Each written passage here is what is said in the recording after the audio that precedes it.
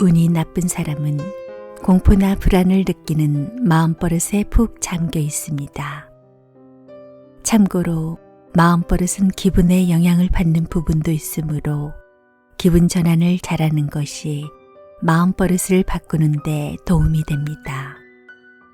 오감이 깜짝 놀랄 만한 쾌적한 체험은 기분 전환에 즉각적인 효과가 있습니다.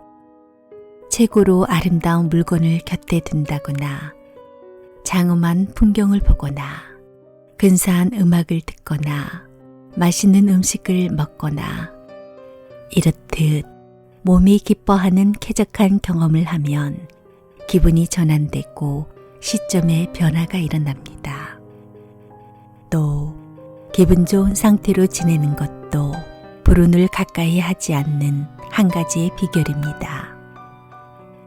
집안에 쌓인 묵은 공기를 내보내는 것도 기분 전환에 도움이 되고 정체된 공기 속에 있다 보면 기분도 가라앉기 마련입니다.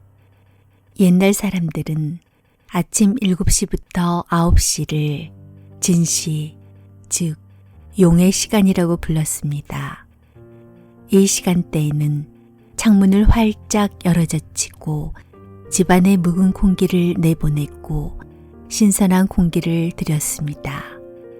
마치 잠들어 있는 집에 눈을 깨우고 행운의 스위치를 켜듯이 말입니다. 창으로 들어오는 신선한 공기가 활기를 북돋아 주었을 겁니다. 이렇듯 사소한 일이지만 기분이 바뀌면 운의 흐름도 바뀝니다.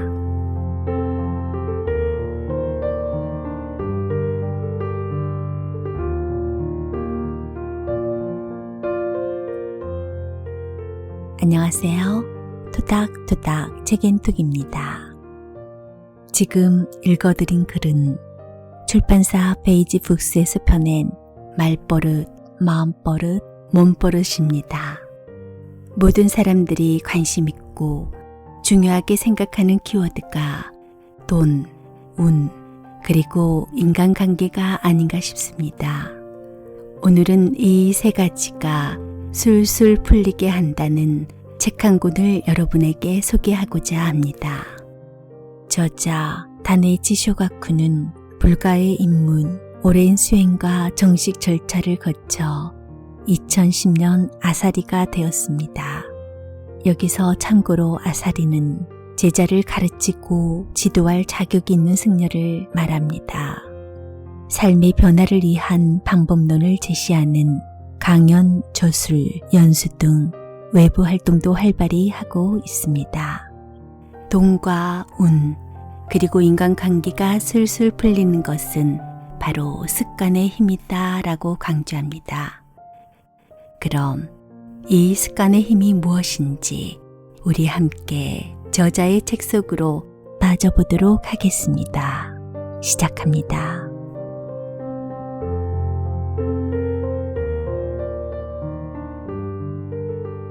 인생을 바꾸는 말버릇, 마음버릇, 몸버릇.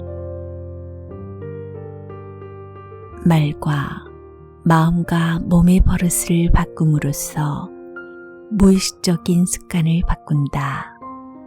이것은 일반인도 너끈히 할 수 있는 방법이다.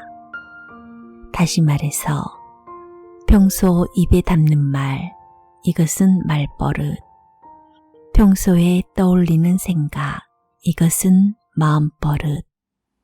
평소 하는 행동은 몸버릇을. 이렇게 정의한다면 이 세 가지를 바꾸면 문제의 근원인 무의식적인 습관을 고칠 수 있다. 이것을 더욱 효과적으로 극대화하는 방법이 말버릇, 마음버릇, 몸버릇의 방향성을 일치시키는 것입니다. 늘 남을 헐뜯는 말버릇을 고치고 늘 남을 의심하거나 나쁘게 보는 마음버릇을 바로잡고 늘 상대방에게 적대적으로 구는 몸버릇을 바꾸어 일관성을 띠면 줄곧 생각대로 되지 않았던 자신과 인생이 자신도 모르게 나아질 것입니다. 이것을 신, 구, 의의 일치라고 합니다. 말버릇, 마음버릇, 몸버릇을 같은 목적을 향해 전부 일치시키고 동시에 고쳐 나갑니다. 그렇게 하면 무의식적인 습관이 크게 바뀌어 무의식적인 습관이 만든 이런 나와 이런 내 인생도 확 바뀌기 시작합니다. 즉, 몸과 입과 마음을 일치시키면 인생에서 이루고 싶은 꿈을 뭐든 이룰 수 있습니다.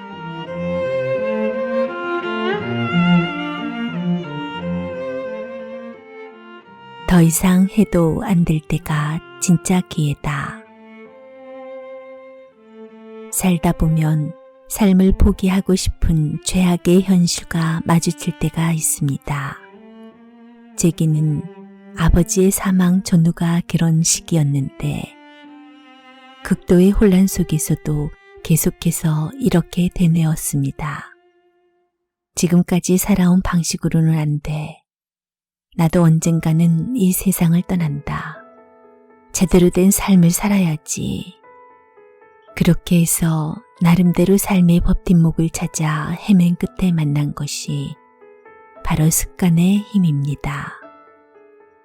막다른 상황에 몰려 어찌할 바 몰랐던 경험이 없었다면 변함없이 성질머리 삐딱한 못된 인간인 채로 사회를 원망하면서 이렇다 할 배움도 못 얻고 다시는 영원히 일어서지도 못했을 것입니다. 그래서 지금 막다른 곳에 몰렸다고 생각하는 사람에게 이렇게 말하고 싶습니다. 사방팔방 꽉 막혔더라도 괜찮습니다. 거기가 진정한 출발점입니다. 틀림없이 흐름을 바꿀 결단을 내릴 수 있습니다. 생각해보면 사방팔방이 막혔다는 것은 이미 사방으로 팔방으로 헤쳐나갈 시도를 해보았다는 뜻입니다. 그렇다면 다시 그 틈새로 9번째, 10번째 시도를 할 수밖에 없습니다.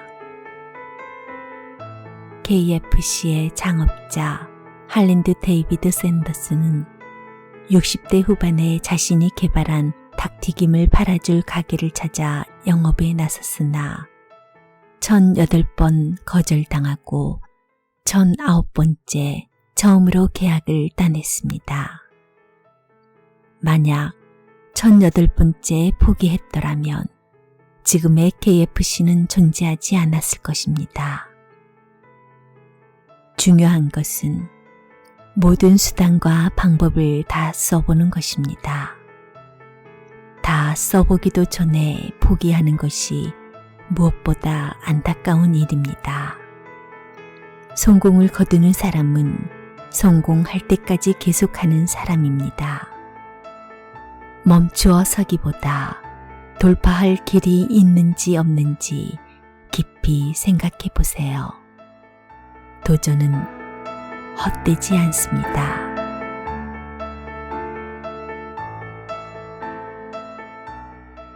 말하지 않아도 알아서 해주는 사람은 없다. 한 친구의 이야기입니다. 첫 아이가 태어났을 때 친구와 그 아내 사이에 무소리만치 깊은 골이 생겼습니다.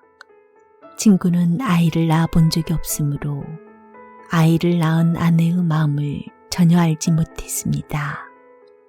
아내 쪽은 내가 어떻게 해주길 바라는지 그런 건 말 안 해도 보면 알잖아 라는 생각으로 남편을 대했고, 친구는 자기 나름대로는 힘껏 협력했다고 생각했습니다. 둘 사이의 대화는 사라지고 자신의 처지를 한탄하고 상대방을 원망하며 으르렁대는 일만 늘어갔습니다. 실제로 둘은 협력 관계를 맺지 못했고 아내는 안달복달 남편은 허둥지둥 서로 어떻게 해야 할지를 몰라 육아란 이렇게 어려운 거구나 생각했다고 합니다.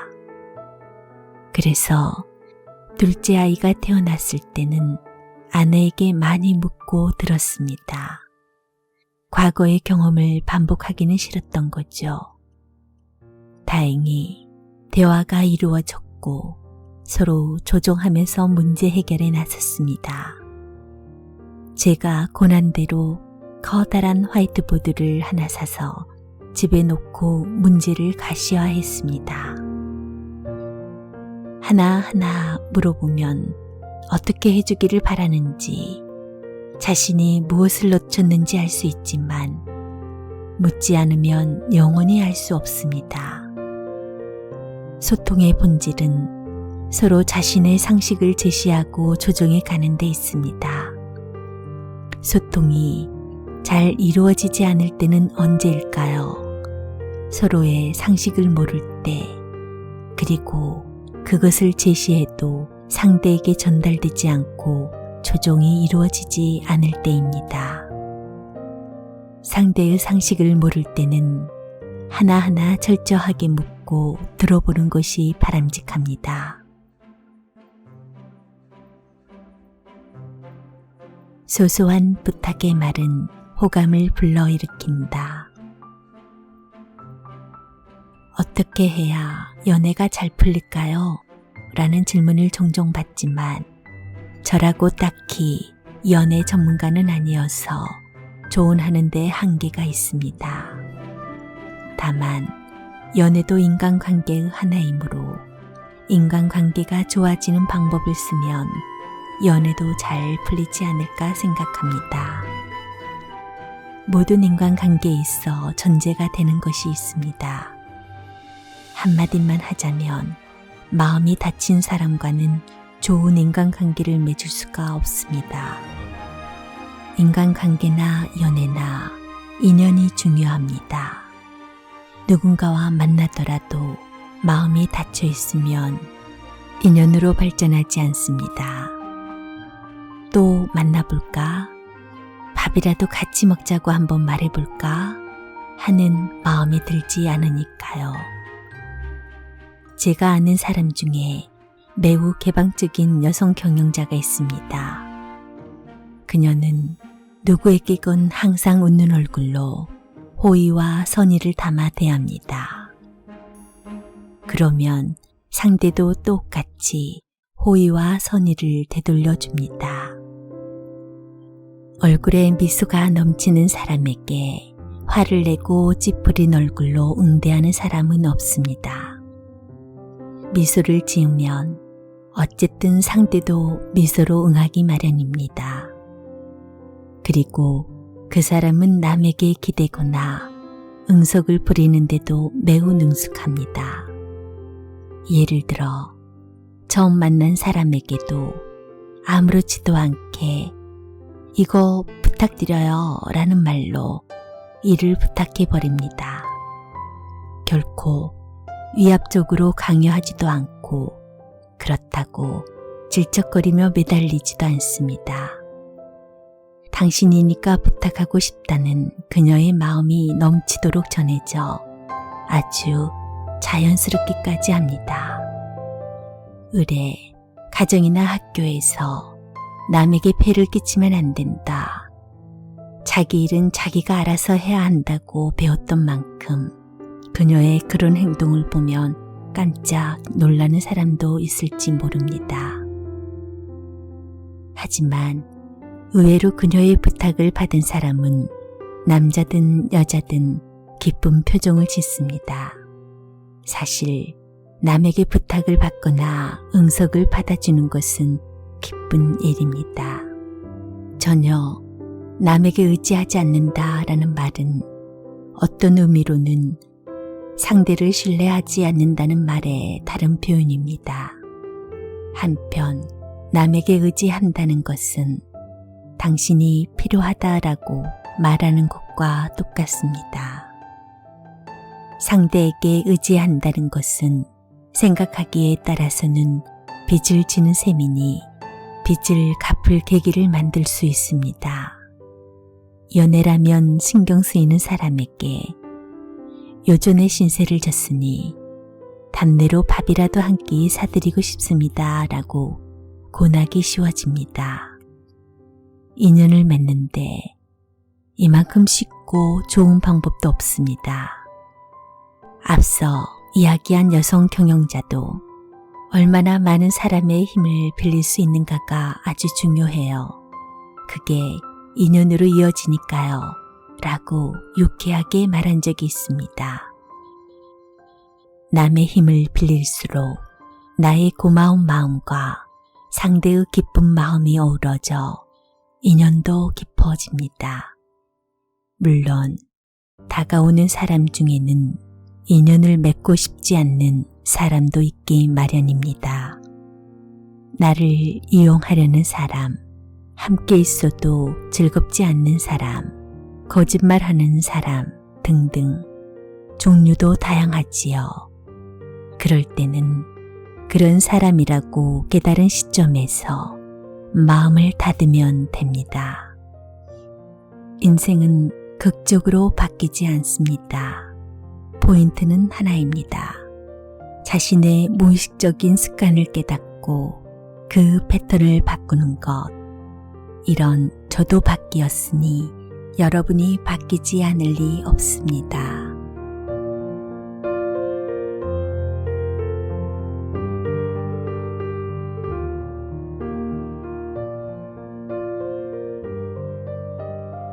책 소개는 여기까지입니다. 여러분도 돈, 운, 인간관계가 술술 풀리는 그런 기분 좋은 하루가 되시길 바라겠습니다. 지금까지 토닥토닥 책앤톡이었습니다. 고맙습니다.